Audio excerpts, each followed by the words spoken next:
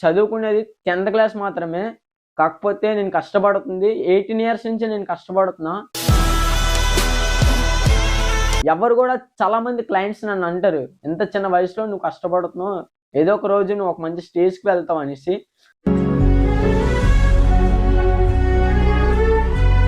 వాళ్ళనే మాటల్లో నిజం ఉందనమాట. దేనికంటే వాళ్ళకి నేను నవ్విచ్చి, ఫన్ చేసి, ఫ్రాంక్ చేసి ఇవన్నీ చేస్తాను కాబట్టి వాళ్ళకి తెలుసు నేను ఒక స్టేజ్‌కి వెళ్తానని. ఈ చుట్టుపక్కల ఉండేవాళ్ళు ఈ మనీనే చూస్తారురా బాయ్. Money money money.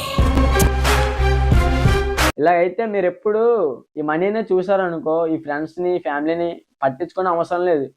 ఈ కాగితాలు ఈ రోజు ఉంటే రేపు ఉండవు కదా! వాళ్ళకి తెలీదు. తెలిసేవాడికే తెలుస్తది కష్టం విలువ. తెల్లేని వాడికి ఏటి తెలుస్తది బాయ్ కష్టం విలువ. ఈరోజు నేను ఇలా మాట్లాడడానికి కారణం ఏంటంటే ఒకడికి అప్పు ఇచ్చాను.